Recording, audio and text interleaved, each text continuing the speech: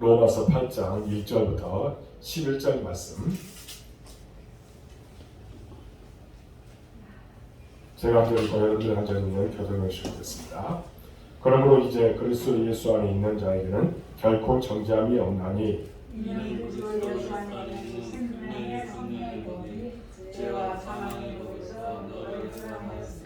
율법이 육신으로 말미암아 연약하여 할 수 없는 그것을 하나님은 하시나니 곧 죄로 말미암아 자기 아들을 죄 있는 육신의 모양으로 보내어 육신의 죄를 정하사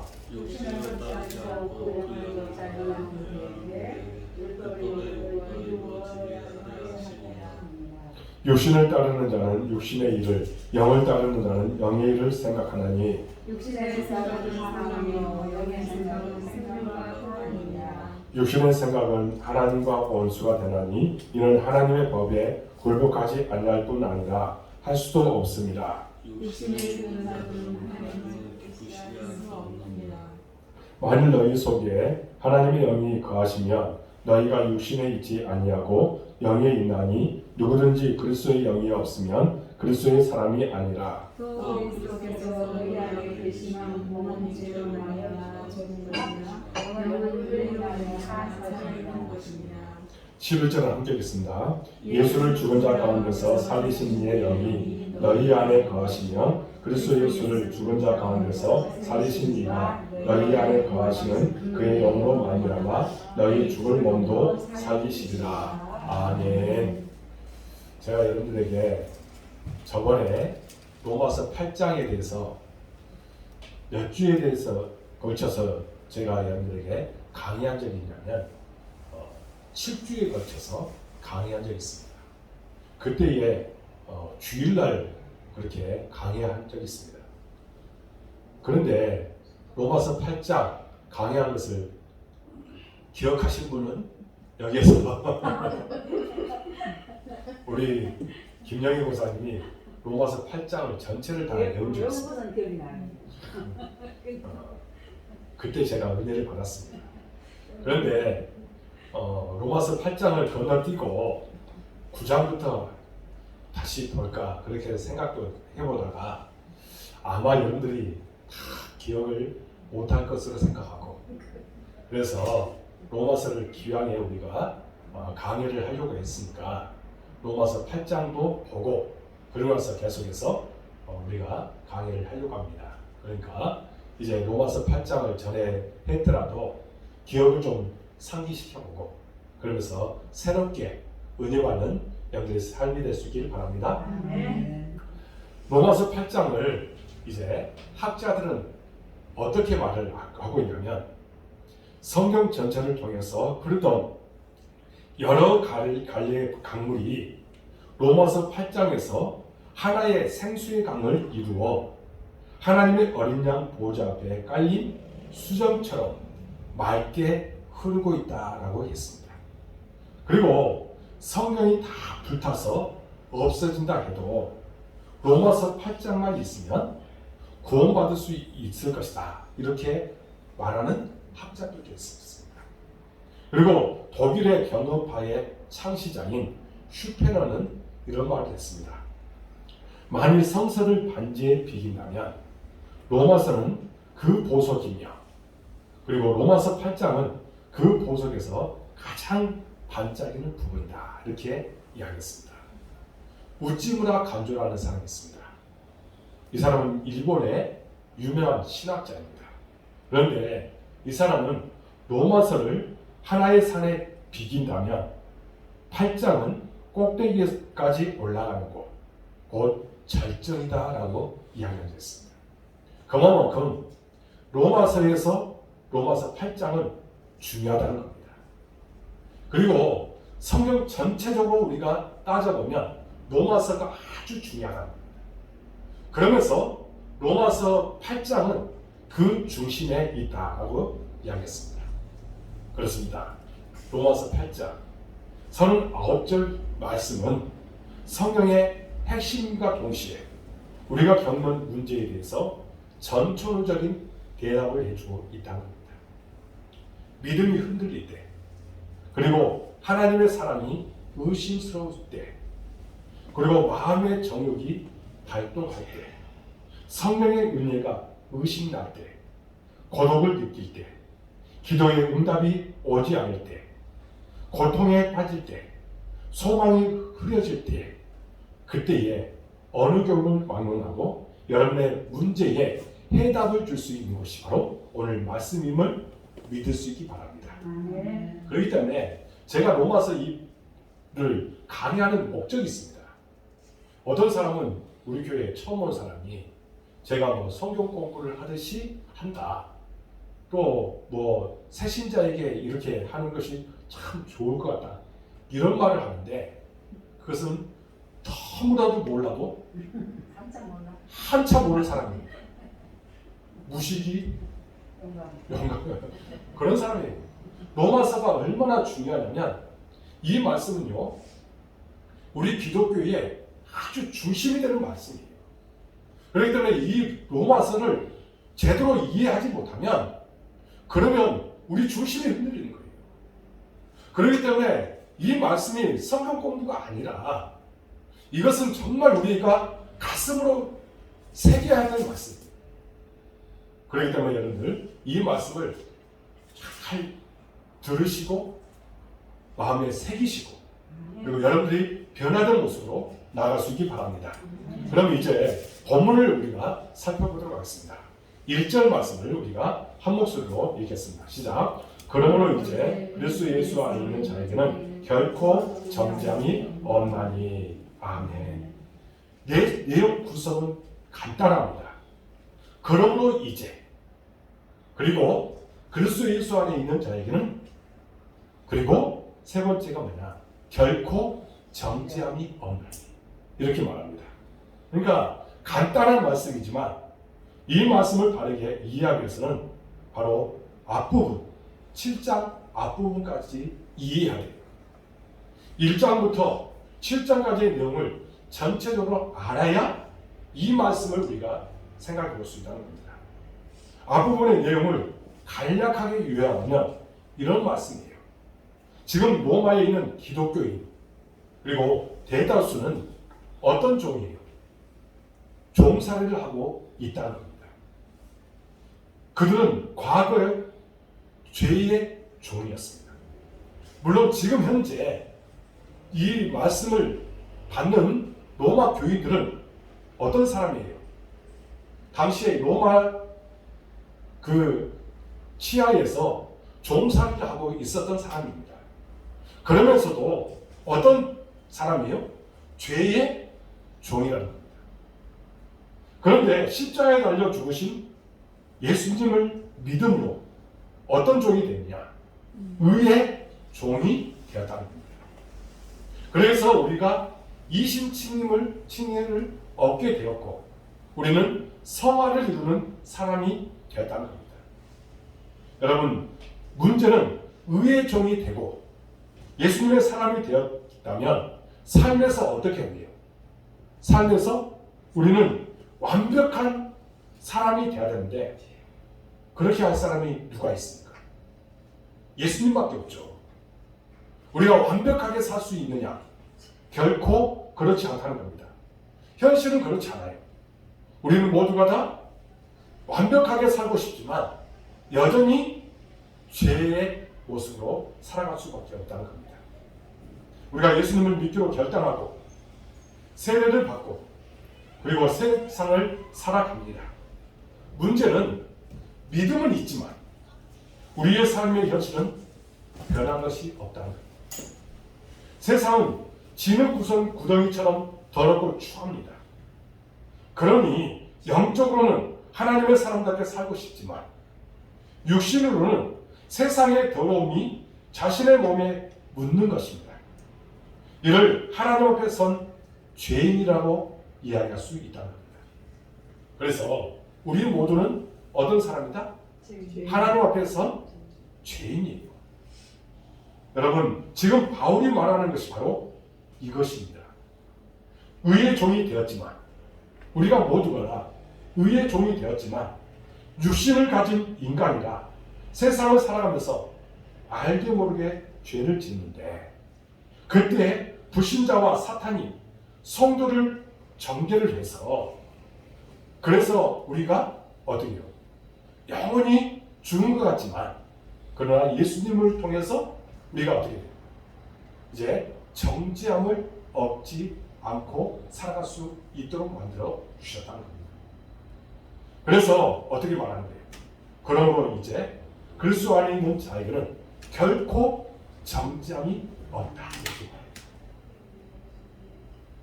우리는 그리스도 예수 안에서 정죄함을 얻지 않고 살아가고 있다는 겁니다. 여러분, 로이드 조스 목사님은 이제 죄를 짓는 불신자와 죄를 짓는 그리스도인의 차이를 어떻게 말을 하고 있냐면, 죄를 짓는 불신자가 국가의 법 조문을 어긴 것이라면 죄를 짓는 그리스도인은 가족들 중 다른 가족에게 불쾌감을 주는 모습이다, 이렇게 이야기했습니다. 그러니까 어떻게 말하는 거예요?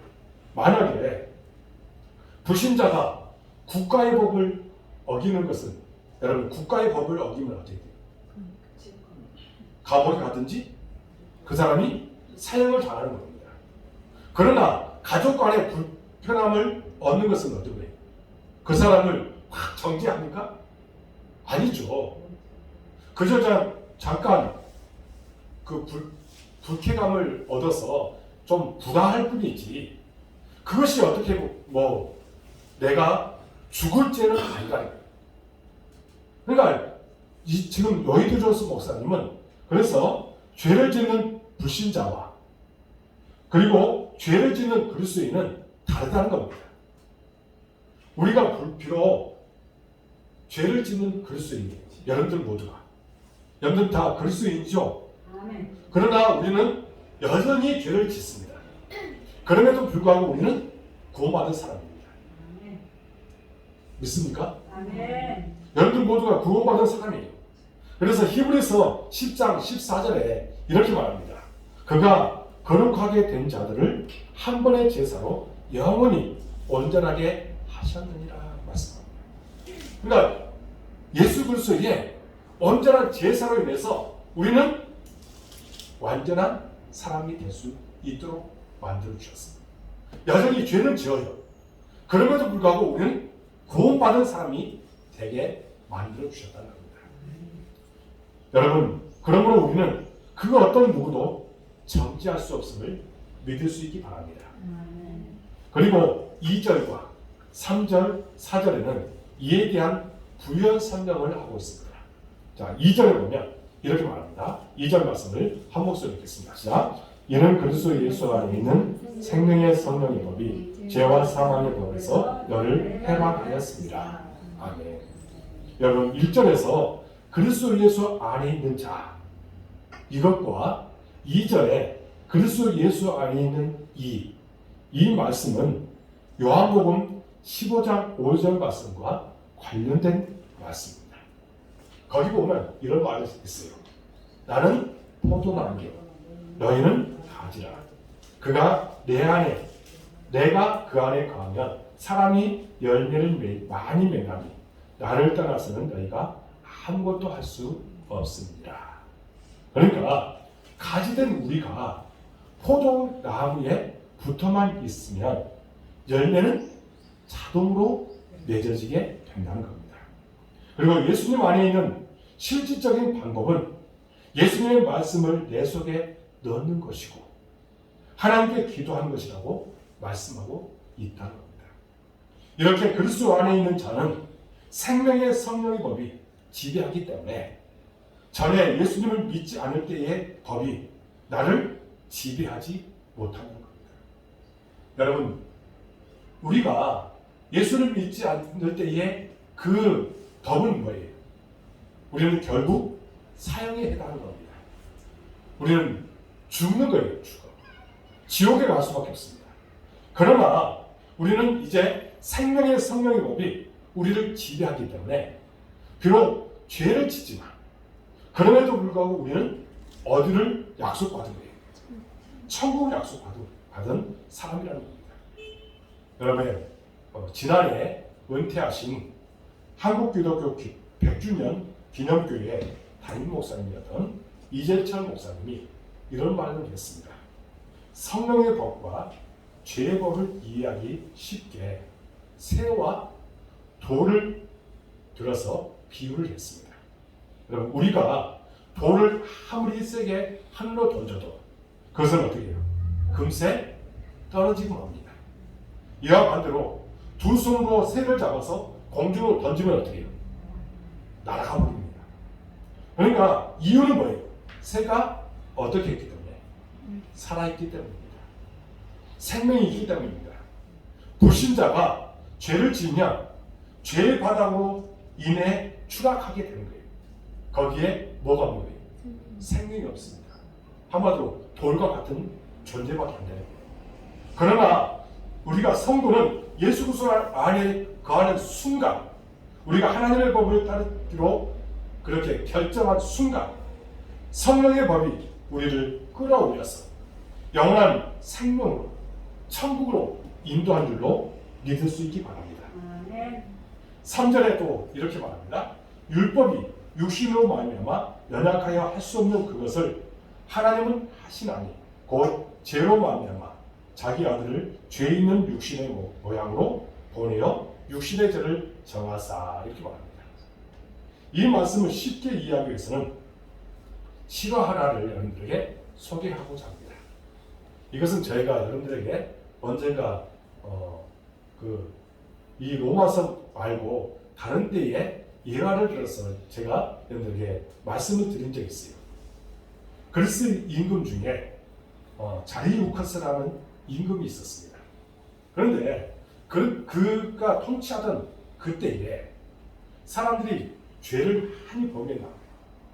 특별히 이 성적으로 그 나라가 많이 문란했습니다.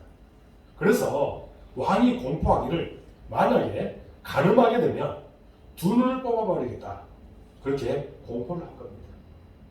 그래서 실제로 가늠하다 걸린 사람들이 많이 잡혀왔어요. 그래서 그 사람들을 눈을 뽑았습니다. 두 눈을 뽑아버린 거예요. 그런데 누가 걸린 거예요? 자기 아들이 걸렸어요. 자기 아들이 가늠하다가 걸린 거예요. 그러면 어떻게 해요?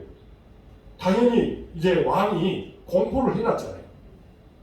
이제 아들이 이제 맏아들이 특별히 아들 하나밖에 없습니다.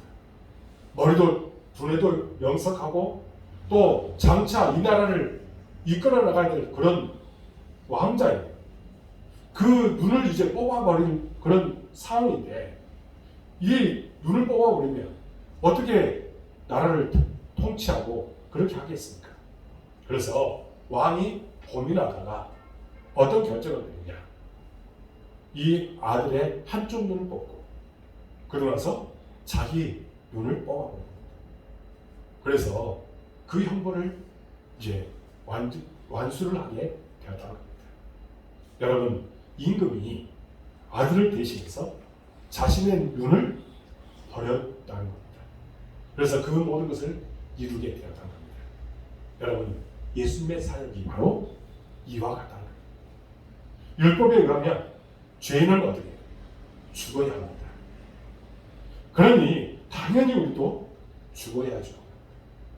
그런 우리를 위해서 죄 없으신 예수님이 이 땅에 오셨고, 그리고 사셨고, 마지막에는 우리를 대신해서 십자가에 죽으심으로 우리의 죄값을 지불하셨다는 겁니다. 그러면 우리는 이제 어떤 상태가 된 거예요? 죄가 없는 상태가 된 것입니다. 이것이 오늘 3절의 말씀의 내용이라고 할 수 있습니다. 그리고 4절에 어떻게 해야 합니까? 4절을 우리가 한 목소리로 읽겠습니다. 시작. 육신을 따르지 않고 그 영을 따라 행하는 우리에게 율법의 의무가 이루어지게 하여 하십니다. 아멘. 여러분, 이제 우리는 예수님을 믿고 성령을 따라 사는 자가 되었기 때문에 우리는 육신을 따라 사는 삶, 그러니까 육신을 따르는 삶이 어떤 거예요? 자신을 쫓는 삶, 자기 자신을 위해 사는 것을, 그것을 살지 않고 이제 어떻게 해요? 율법에서 요구하는 온전한 하나님의 사람이 되려고 노력한다는 것입니다. 여러분도 온전한 사람이 하나님의 사람이 되어야 될 줄로 믿습니다. 그러기 위해서 노력을 해야 된다. 우리가 그저 우리가 이제 죄의 사함을 받았으면 어떤 사람이 돼야 돼요. 그래도 적어도 그리스도인답게 살아야 되잖아요. 그런데 그렇게 살아가지 못하는 사람들이 너무 많습니다. 여러분, 육신을 쫓고 자신을 쫓는 삶, 자기 자신을 위해 사는 것을 우리가 이것을 지향하고 이제는 어떻게 해야 돼요? 율법에서 요구하는 온전한 삶을 우리가 살아내야죠. 그것이 진정 하나님께서 원하시는 모습이라는 겁니다. 여러분들도 온전한 하나님의 사람이 되어지길 바랍니다. 육신의 삶을 사는 것은 하나님의 뜻이 아닙니다. 우리는 영을 따라 살아서 하나님의 온전한 사람이 되어질 줄로 믿습니다. 그러면서 이제 죄와 사망에서 해방되었고 더 이상 정죄함을 받지 않는 우리는 어떤 삶을 살아야 할까요? 여러분, 그러면 우리는 어떤 삶을 살아야 됩니까? 오늘 본문은 세상에 존재하는 두 종류의 사람을 소개하고 있습니다. 오늘 5절에서 11절 말씀에 보면 이제 두 종류의 사람을 이야기합니다. 한 부류는 어떤 사람이냐? 육신을 쫓는 사람이고 또 한 부류는 어떤 사람이라고요? 성령을 쫓는 사람입니다. 여러분, 하나님이 사람을 처음 만드실 때 두 가지 재료를 사용하셨습니다. 여러분, 창세기 2장 7절에 이렇게 말했습니다. 여호와 하나님이 땅의 흙으로 사람을 지으시고 생기를 그 코에 불어넣으시니 사람이 생명이 된지라. 그러니까 재료 중 하나가 뭘 거예요? 우리를 만드는 재료가 뭐지? 하나는 흙입니다. 흙. 그러니까 흙으로 사람을 창조했습니다. 흙은 물질입니다. 자연에 있는 이 물질을 하나님이 선택하셨습니다. 흙을 취하셔서 하나님의 형상대로 만들기 시작한 것입니다. 이것은 우리의 육체를 구성하고 있습니다. 두 번째 재료가 뭐냐? 우리 안에 무엇을 불어넣었어요? 생기를 불어넣었습니다. 그래서 하나님의 영으로 우리가 창조된 것입니다. 하나님은 흙으로 지은 사람의 코에 생기를 부어 넣어 주셨습니다. 그래서 이렇게 흙과 생기가 합쳐져서 사람이 된 것입니다. 그것을 성경은 뭐라고 하냐?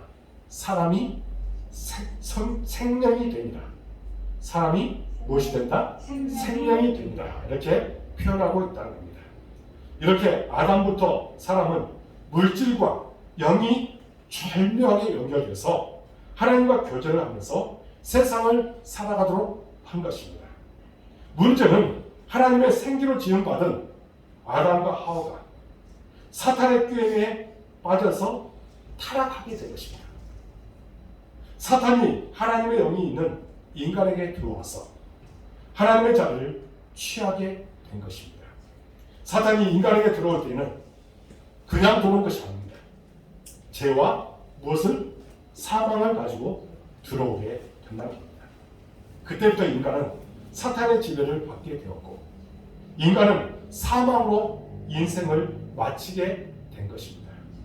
이를 안타깝게 여긴 하나님께서 누구를 보내주시나요? 예수님을 보내주시나요? 영원히 우리를 죽을 수밖에 없었지만 사탄의 노예로 영원히 살 수밖에 없었지만 그러나 우리를 위해서 예수님께서 오셔서 우리를 위해서 죽으심으로 이제 우리는 이 모든 것들이 다 회복되게 된 거예요. 그래서 하나님의 사람으로서 우리가 구원받는 은혜가 있게 된 것입니다. 문제는 뭐냐? 예수님을 믿는 자와 믿지 않는 자의 삶이 완전히 둘로 나누어지게 된 겁니다. 그러면 한 부류는 육신을 쫓는 사람이고 또 한 부류는 아까 뭐라고 했죠? 성령을 쫓는 사람이라고 했습니다. 그러면 구체적으로 이 사람들은 어떤 삶을 살아가는지 제가 여러분들에게 말씀을 드리고자 합니다. 첫 번째는 육신을 쫓는 사람을 우리가 생각해 보고자 합니다.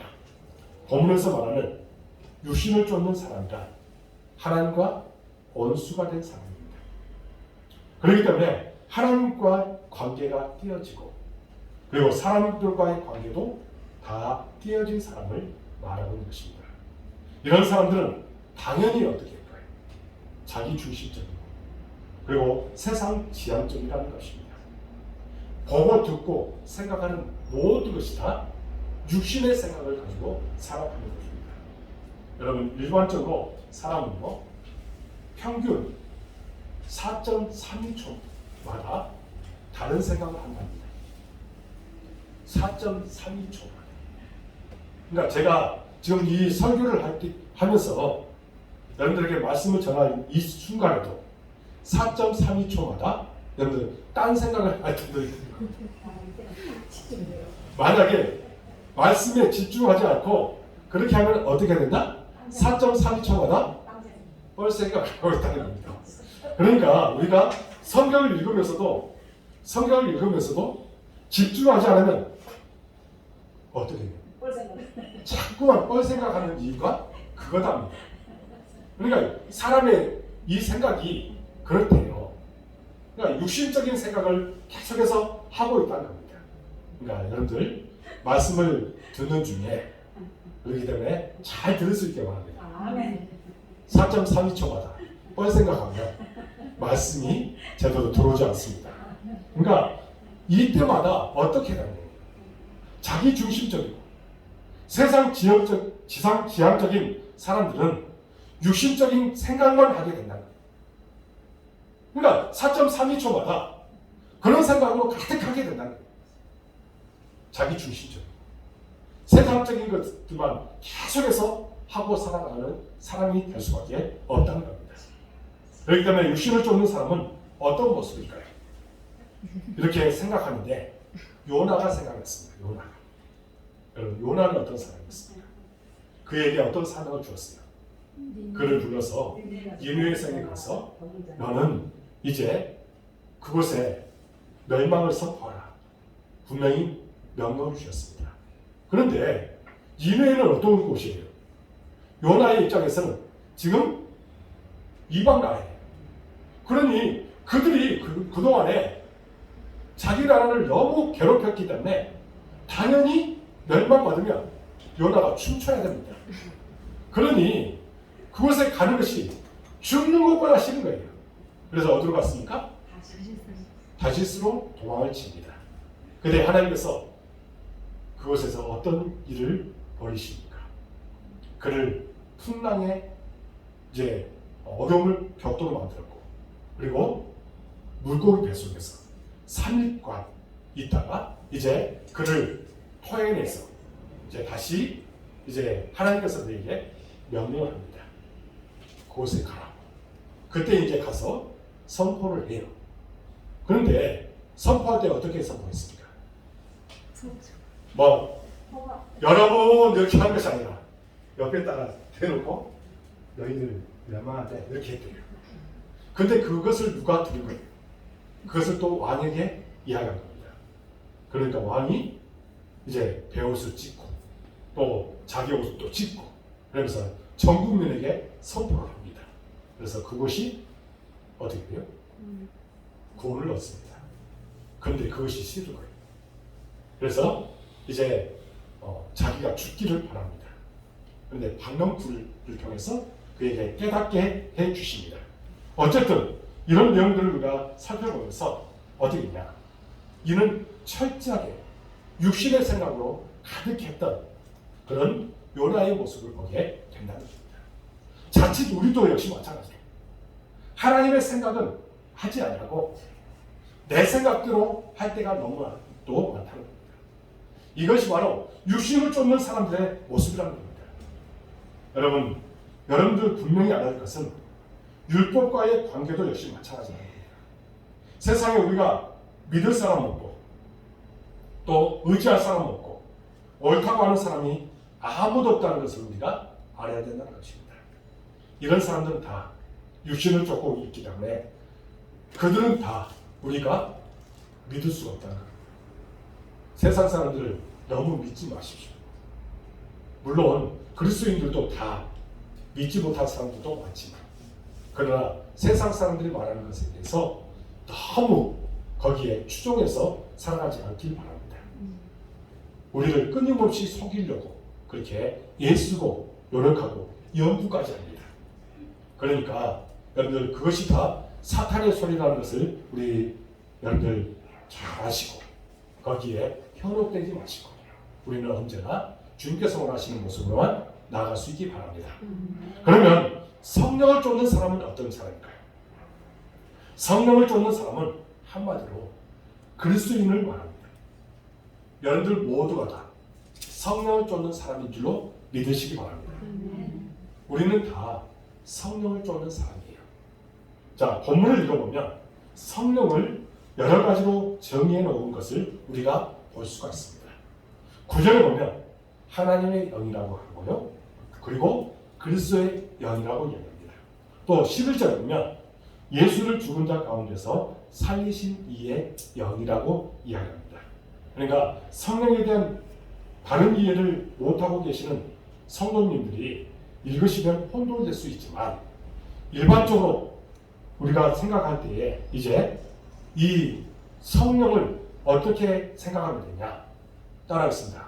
그리스도의 영. 그리스도의 영. 이렇게 생각하십시오. 그냥 뭐 다른 거 막 생각하지 마시고 그리스도의 영이다 이렇게 생각하고 살아갈 수 있기 바랍니다.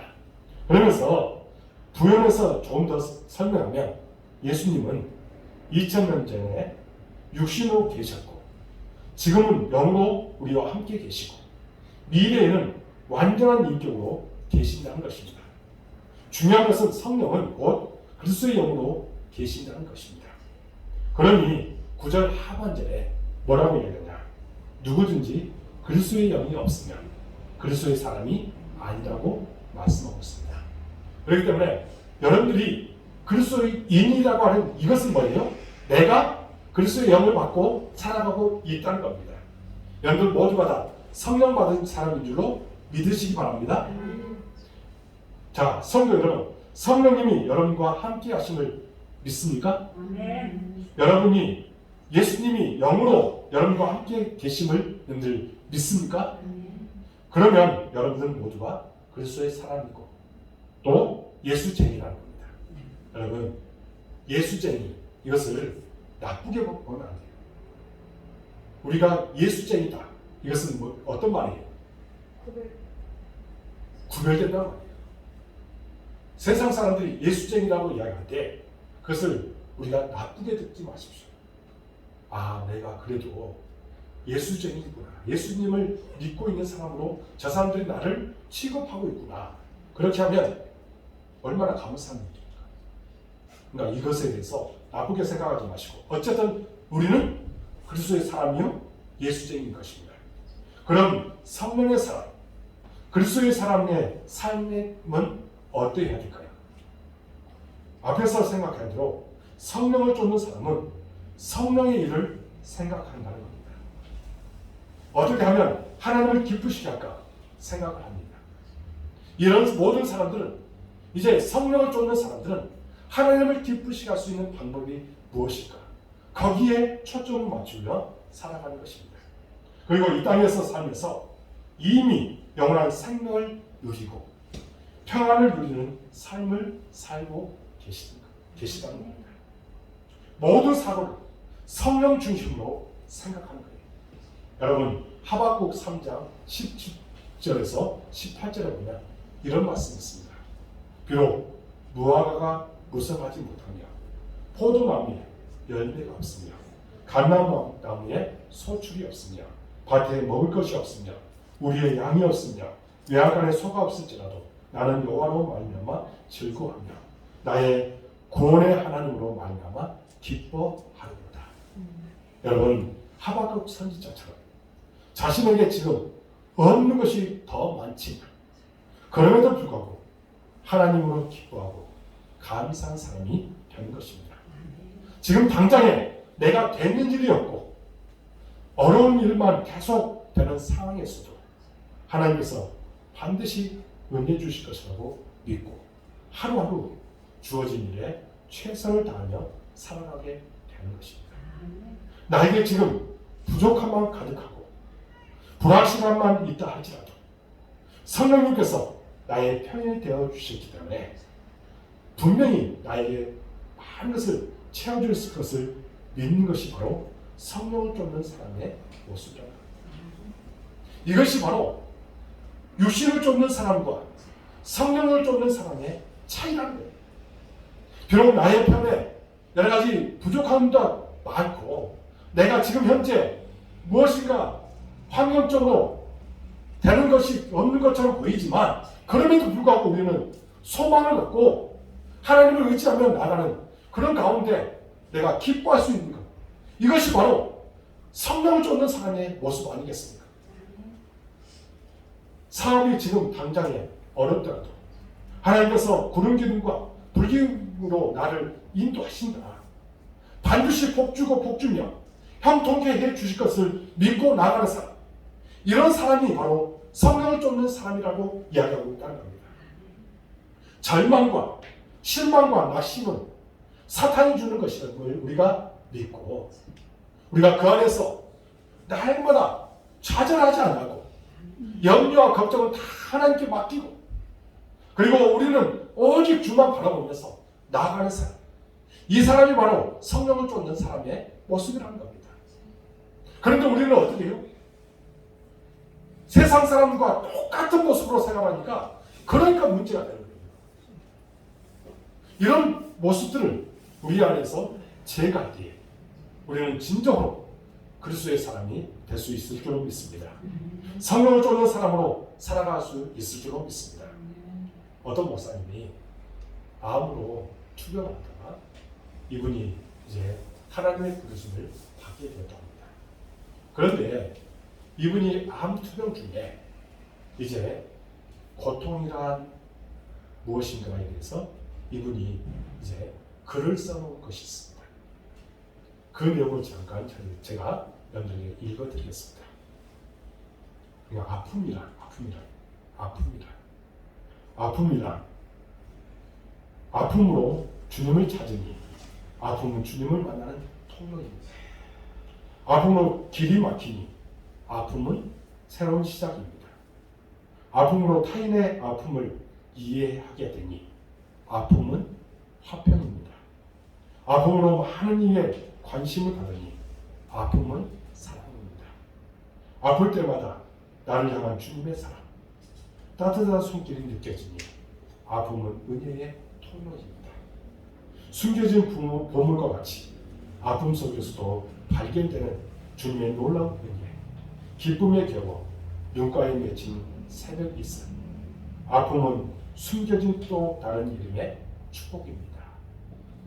이분이 그 아픔 속에서 그 지금 암이라고 하는 이 아픔 속에서 이것이 진정 하나님의 은혜라고 고백했던 그 목사님의 고백처럼 우리가 진정으로 예수님을 쫓는 사람이라고 하면 성령을 쫓는 사람이라고 하면 그 안에서 예수님을 발견하는 그런 우리가 될 줄로 믿습니다. 암세포가 자신의 건강한 세포를 하나하나 죽여가는 가운데서도 이 목사님은 자신보다 어려운 사람들을 생각했고 아픔을 축복이라고 생각했던 것입니다. 어떻게 이런 생각을 하셨고 어떻게 이렇게 고백할 수 있었을까요? 그가 성령을 쫓는 사람이었기 때문입니다. 성령을 쫓는 사람은 성령의 일을 생각하고 하나님을 기쁘시게 할 일을 생각한다는 것입니다. 성령을 쫓는 사람은 이 땅에서부터 이미 영원한 생명과 평화를 누리며 살아가고 있다는 겁니다. 그럼 우리 여러분들 모두가 이제 어떤 삶을 살아가는 것이 가장 가치 있는 삶일까요? 성령을 쫓는 삶. 진정 그리스도 안에서 평화를 누리고 그리스도 안에서 행복함을 누리고 그리스도를 쫓는 여러분들의 모든 모습이 되어지기를 주님의 이름으로 축복합니다. 기도하겠습니다. 하나님 아버지, 오늘 말씀을 통해서 귀한 은혜를 허락하여 주시고 우리가 진정으로 어떤 삶을 살아내야 할 것인지 말씀을 통해서 도전을 주셨사오니 주님께서 원하시는 모습으로만 나가도록 도와주옵소서. 하나님, 성령을 쫓는 사람이 되게 하여 주옵소서. 자꾸만 우리 안에 육신적인 생각, 육신적인 그런 모든 모습들이 우리 가운데 자꾸만 나타날 때가 많습니다. 이런 모든 생각들을 온전히 제거하고 주님께서 원하시는 모습으로만 나아가도록 인도하여 주옵소서. 그리스도 안에 있으면 결코 정죄함이 없다는 이 사실을 우리가 기억하고 끝까지 주님과 동행하는 삶을 사도록 인도하여 주옵소서. 때로는 우리에게 좌절과 실망과 어려움이 있지만 이 모든 것은 다 하나님, 이 모든 것은 다 사탄이 우리에게 준다는 이 사실을 우리가 기억하고 이런 것들을 다 제거하고 이제는 주만 바라보면서 이겨나가면서 주님의 뜻을 이루는 신실한 종이 되도록 인도하시고 축복하여 주옵소서. 하나님, 우리 복동교를 사랑해 주시고 여기가 도와주시니 참으로 감사합니다. 우리 교회에 비전을 주셨습니다. 그 비전을 이루도록 모든 것을 채워 주옵소서. 하나님, 우리 교회에 또 해야 될 사명이 있습니다. 사명에 따라서 아름다운 열매를 맺도록 도와 주옵소서. 하나님, 진정 치유와 회복이 있는 교회가 되길 원하오니 우리 교회에 속해 있는 모든 이들 하나님께서 권면해 주시고 치유의 역사가 나타나도록 인도하여 주옵소서. 마지막 때에 쓰임받는 교회의 사명을 감당토록 도와 주옵소서. 또한 우리 모든 성도들 어느 곳에 있든지 함께하여 주옵소서. 늘 안전을 지켜 주옵소서. 논두와 같이 지켜주시고 구름 기둥과 불기둥으로 그들을 인도하여 주옵소서. 복에 복을 다하여 주옵소서. 하나님 형통의 은혜를 주시옵소서. 그들 마음속에 감사와 기쁨이 넘치도록 인도하여 주옵소서. 아버지 하나님께서 주신 그 은혜들을 경험하고 또 그 안에서 하나님을 영화롭게 하도록 도와 주옵소서. 사업에, 직장에, 가정에 하나님께서 놀라운 복을 주실 줄로 믿습니다. 날마다 기뻐하고 하나님께서 책임지실 것을 믿고 나가도록 인도하여 주옵소서. 하나님, 우리 연약한 성도를 위해서 기도합니다. 주여 불쌍하여 주옵소서. 찾아가서 안수해 주옵소서. 여호와 라파 하나님 만나 주시옵소서. 특별히 우리 박병무 성도님 주여 속히 건강을 회복하고 죄전에 나와서 함께 예배드리도록 인도하여 주옵소서.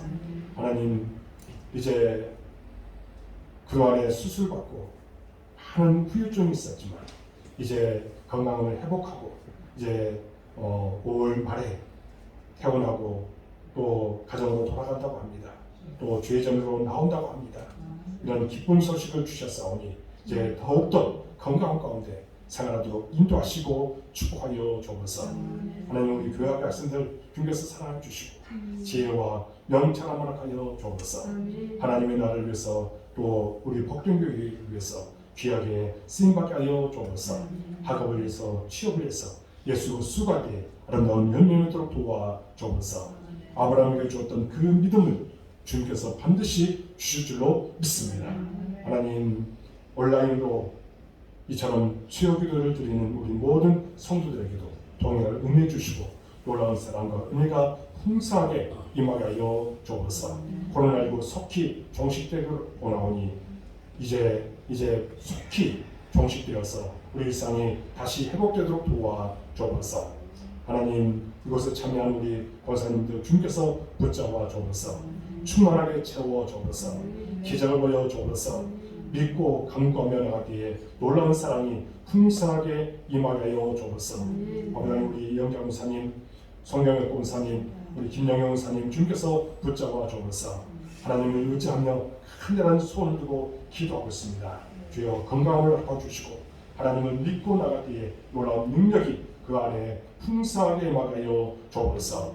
아버지 하나님, 바라고 기도하고 소원한 그들 반드시 응답되어 하나님을 영원하게 하고 간증하며 살아가도록 인도하여 주옵소서. 자녀들의 모든 삶을 복된 삶으로 이끌어 주셔서 자녀들 때문에 어려움 만나도록 도와주시고 자녀들 때문에 늘 기뻐하고 감사할 수 있도록 도와 주옵소서. 그들이 모두가 예수 안에서 평안함 가운데 생활하도록 도와 주옵소서.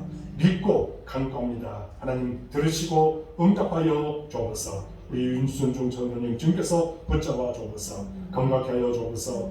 아버지 하나님 많은 이들을 맡겨 주옵소서. 충만하게 채워주옵소서. 우리 교회의 큰 일꾼으로 세워주시옵소서. 믿음 가운데 날마다 승리하도록 도와주옵소서. 아버지 하나님 정말 주님과 날마다 동행하는 삶을 사도록 인도하여 주옵소서. 물질적으로 어른당하지 않도록 늘 하나님께서 채워주시고 은혜 베풀어 주옵소서. 일할 수 있는 여건과 환경도 허락하여 주옵소서. 주님께서 날마다 동행해 주시기로 믿습니다. 아버지 하나님 우리 산모 건강 주옵시고 중보하며 기도들 반드시 응답될 줄로 믿습니다. 아버지 하나님 우리 제수 의찬이 주님께서 사랑하여 주옵소서.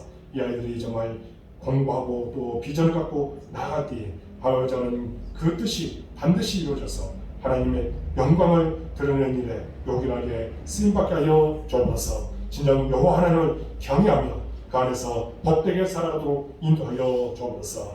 하나님께서 우리의 모든 기도 가운데 역사해 주실 줄로 믿사옵고 예수 그리스도의 이름으로 간절히 기도하옵나이다. 아멘. 하늘에 계신 우리 아버지의 이름을 거룩하게 하시며 아버지의 나라가 오게 하시며 아버지의 뜻이 하늘에서 같이 땅에서도 이루어지게 하소서. 오늘 우리에게 좋은 양식을 주시고 우리가 우리에게 잘못한 사람을 용서해 준 것 같이 우리 죄를 용서해 주시고 우리를 시험에 빠지지 않게 하시고 악에서 구하소서. 나라와 권능과 영광이 영원히 아버지의 것입니다. 아멘.